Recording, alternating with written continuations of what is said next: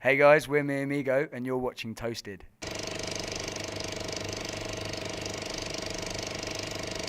Hey, welcome to Amsterdam again. Thank you for having us, Amsterdam, again, because we love it here. So can't stay away. We love it. You just told me you've never been here before. How come? I mean, you guys One time we had been here 3 weeks ago. Yeah, play with Hertz, right? yeah, that was so cool. And a great combination too, I think. Thank you. Yeah. We got to know them a little bit on tour, and they were so awesome. They were so awesome. They've got such huge love out here as well, and Germany, and where else did we play with them? We went to Brussels here, Germany, yeah. We're doing Berlin, yeah. How was the Berlin gig actually? Was that cool? That's what we're about. We're about to do that. With Hertz? Yeah. In No 2 shit, days. so they're back? Yeah. And Weisbaden as well. Otherwise you're out of the picture. Hey, I love the show. I saw you guys play with Hertz actually, and we talked about this before, and it was really amazing because the room was packed and nobody walked away. People really got into the music, and of course this is, well, you might reckon it's a normal thing, but it's not. I mean, when you open up for a band like that, or when you open up for any band, you really need to conquer your audience, right? For sure, definitely. And that was by far the biggest audience we'd ever played to. That was maybe our 14th gig. Yeah. So it was going in the deep end, but it was awesome. And what was funny is that I think playing to a crowd a little bit bigger than what we were used to back in Brighton was a little less daunting because you can't see everyone's faces, so you can't see who is bored and you can't see who's loving it. So everyone loves it in my head, which is great. Yeah. It was so cool. Yeah. I was really lucky to be asked to go with them, to go on tour with them. How did that happen actually? Did they just send an email, or they probably knew your music, right? Because otherwise, We're involved in the same management as them as well, so I think that probably had something to do with it. It was quite a quick. We did 1 week we didn't know, and the next week they were like, "Do you want to come out and join them on tour?" We're like, "Of course, yes, definitely." I think they liked our music. I hope And then that's how it kind of happened. hey, you guys are in Brighton right now, but you made music in London for 10 years. I read. Is that correct? Yeah, that is correct. We're both from North London. We grew up in a suburb, Barnet, around a park. And on the weekends or after school, we'd just go into each other's house or the park and just play some guitar and write some music, or film a video to the song, whatever we could do. And then we both went down south to Brighton for study for about 3 years at uni, and then we both left without a degree. And then we left after about a year of uni because we just didn't. This wasn't happening. And then enrolled for 3 years. But enrolled for 3 years, but we only made it past. But why Brighton? I mean, I've been there a couple of times. I like it. Friends of mine used to live there. It has a special vibe. It's a really small town though, but a lot of musicians there, right? Yeah, for sure. It's a real novelty little town. We're only 65 miles from it, so it's not like a million miles away. But when you go back there from London, you feel like every time I go back there, I'm never like, "Oh, I'm back in Brighton." I'm back in Brighton. I love it. It's so nice. I think Shame about the pier though. What the hell, man? Yeah. It's just, and every year when there's another storm, it just gets a little less. It just goes down each time. But I love it. The decay of the United Kingdom, probably. Hey, let's talk about music. I think you guys write shamefully great pop songs. That's the aim. Well, you succeeded. I mean, Seeing Two is like you listen to it once and it never leaves your head. Thanks. That was it. That was you.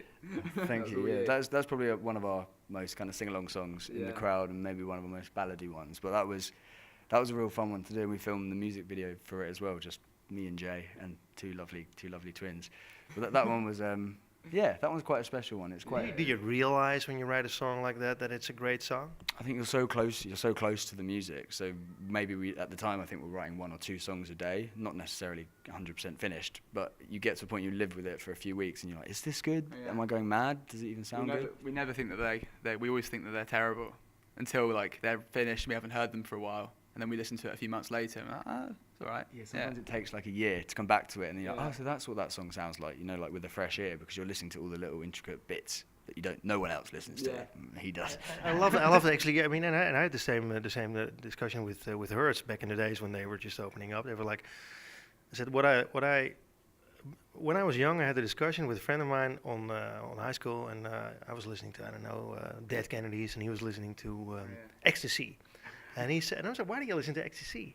He says, well, because it's great pop music. And great pop music is a tune that sticks in your head, but if you start to listen to the music, you discover layers and layers, and you can keep on listening to it. And and I told Hertz that's what they do, but that's what you guys do as well. Oh, thank you, man. That's a huge compliment to have. I think for us, what it is, for me anyway, because Jamie is like the producer, and I write all the lyrics and sometimes the music. But what it is for me, it's kind of like it has to be kind of like the first time you listen to a song. I believe there has to be some kind of hook, whether it's a vocal hook or a guitar or whatever. That's to kind of get you in, and then you're gonna have to listen to it again. So I guess that is pop in a sense. Yeah. I think what makes us pop, hopefully pop, is the production as well, because it's throwback, but I don't think it negates itself to one era in particular. I think it uses different attributes from the 80s and the 90s and like drums from the 70s and stuff like that. So I hope it does. You get all the influences and stuff. It is, of course, the influences are obvious. On the other hand, I was like, I don't like comparing bands. You know, it's like you can call people could tell you, well, they are influenced by Duran Duran or New Order or Prince or the obvious stuff, but you have a unique own sound. So it's hard to compare you guys. What I do think though, and this is where you come in. If you start producing pop music like this, it's a thin line between having a great tune and a great song, which is interesting to listen to, or straight up techie. Yeah. I mean, I think it's one of the hard. Like, I can't write lyrics, so I think it's one of the writing a good pop song is the hardest thing, more so than writing like a sort of the heaviest song, or like, cause I used to be really into that, and then just kind of not gave it up, but just realised that that's like writing a good pop song is so difficult. I think so many people or so many bands don't get it quite right, and I think we're just aiming to try and write a great pop song. And that's also the production. I mean, you can easily overdo it if you enter the horns and the whole song blows. I think I overdo it quite all the time. I think, and then we have to like rein it in because there's just like too many things going. Sometimes I really had the feeling like, wow, this is shameless production with like horns and synths and stuff, and how can you get away with it and still keep the music interesting? I don't know. Layering, yeah. I think it's just having a good beat, I guess, having like a really nice. It's not even about it being fat or like big sounding. It's just having it suit the song, and then I think you can get away with cheesy stuff at the moment, especially if the melodies or the lyrics are quite dark, and then the undertones of the song are dark. You can get away with sort of nice things on the top of it. But yeah, usually we try and use every kind of, I don't know what the word is, like every sort of, not cliche, but like sort of lead-ins and transitions between sections just to make it sound more poppy. A proper song. Yeah, exactly, yeah. What I was wondering about, you guys you don't have a massive studio to produce this music, right? It does sound though like it's the best of the best when you listen to all the old 80s songs. It does have the same amazing sound. Come on. Cheers, dude. Yeah, well, that's all just done at our flat back in Brighton. We moved it from your bedroom very recently to the front room, so it's closer to the kitchen. So do you need like a Neve with I don't know how many tracks? We do have one Neve. We've got one Neve preamp. You do? Yeah, we do now. Only recently though, but we do have one. But do you need all that stuff to create good music? Because I mean, come on. No, it's been over the 10 years that we've been lucky enough to build up the collection of software that we have. Very fortunate. We started out just using GarageBand on Mac, and that's the only way I'd just be singing directly into the computer, and then I guess over time it's built itself up, and we've sold stuff that we don't necessarily need, and you realise you can get on a plugin, so it kind of works the same. You don't need to lug around a big fat. We've got some hardware stuff, like we've got a Moog, we've got like the Neve thing, and but nothing too crazy. But I think we didn't start with that much. We started with just a computer, and if you've started with all this equipment, you kind of tend to overlook the music, and then we've just sort of built it up over such a long time that now we're kind of we know how to use everything 100%. So if a record company would stand up and now give you a massive deal and give you an upfront fee of like, I don't know, £500,000, what would you do with it? Definitely buy some nice synths, I think. You would? And a nice guitar, yeah. Well, there's the trap. You would take the money and you would build a massive studio and you would stop making music, but...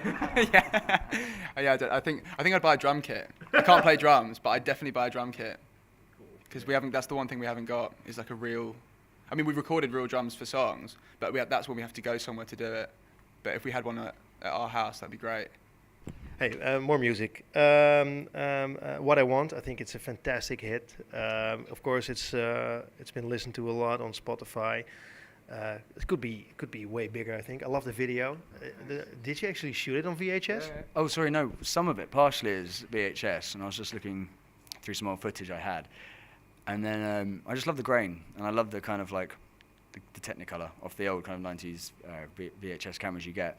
But on the iPhone, there's an app that literally does it. No, I swear to God. And I just shot it on an iPhone. Yeah. most of it in one night as well. One of our friends was down, and she had a few change of clothes with her. down here today, actually, She's yeah. down today, and we Yeah. just did it. And also we had other clips from Los Angeles or France or wherever we'd been over the year to kind of throw in it to make it look like it was over a period of time. But it was kind of done in one night. It looks killer. Cheers, man. I think it was quite drunk editing that actually. So that was kind of it. And then it was kind of like, because we do that as well. We try to make our videos because to suit the song, because like we always think of a video whilst writing the song, because the aesthetics is, I think, as important as the lyrics or the side chaining. A couple of years ago, we posted a song on SoundCloud, and suddenly shit started to happen. Is it true? Yeah, that is exactly what happened. We just kind of, How does that work? You post a song and then? we were in another band, and then we were kind of Living with the other band. and then we just sort of put something online just because we really wanted to have something we could just like an outlet we could just make our own music, just us two, like we've kind of always done. And then we just did, and then put that song out, and then it kind of didn't really take off. It just kind of did quite well online, I think. We had to think of a name, obviously, because we had this song, which was Opinions, and then we were like, what should we call our band? And at the time, I was just writing lyrics about my friends or family, or perceptions that I could see, like their relationships or around us. And that's why we called it Miamigo, because they were just stories about our friends and family. I love it. Hey, Potluck is new. Actually, you just issued 2 EPs, right? The Hard to Love and the Soda Lime Love EP. Love. Lots of loves. Well, you guys, of course, but you guys have way more songs, because I found shitloads of more songs from different places. Why didn't you issue an album yet? I think we're just trying to. We have about 300 songs. Yeah. Fucking hell. Maybe. I think it's about just kind of. Well, also, we've only really played about 15 gigs, so it's about getting our music out there and getting it heard, I think, and kind of giving the audience, I guess, the option if they want to hear us and if they want us around for longer. But we will put out an album very soon. So you guys must be really picky in what you put online, right? Yeah, I mean, we've only the songs that we've got that are coming up are more poppy and are just bigger, I guess, than we've released already. We've kind of purposefully not given away like all the big pop, or what we think are the big pop songs. So there's even better stuff there that we didn't hear yet. I hope so. Yeah, I feel like we wrote the best half of our album maybe a year or 2 years ago. So I think. When will it be out? When can we listen to Except for Live? Maybe, I mean, there's some songs we're playing live at the moment which aren't released. I'd like to hope. Like name and drop a couple of Download. names. A song called Down Low and another one called Follow Me, and yeah. Everyone I Know is also a new one coming out. I'd like to say the back end of this year, hopefully, or beginning. Or of early next year.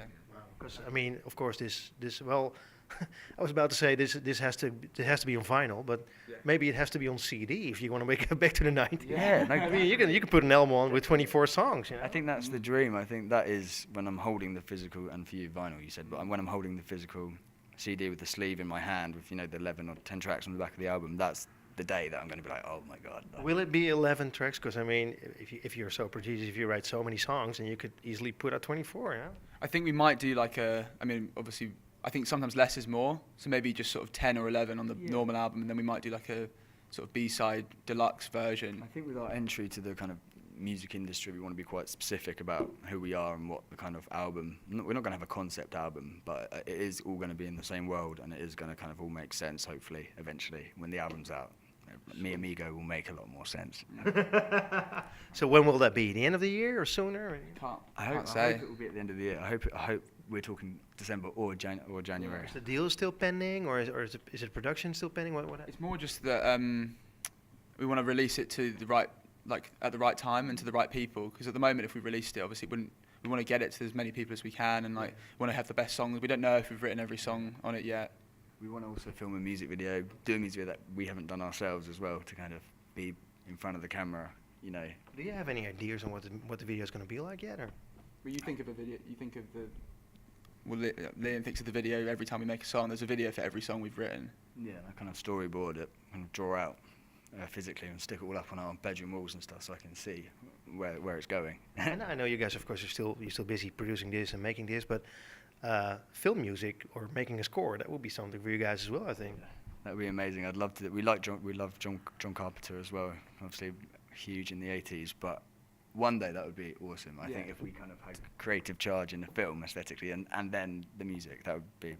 I mean, we'll still have creative control in the video.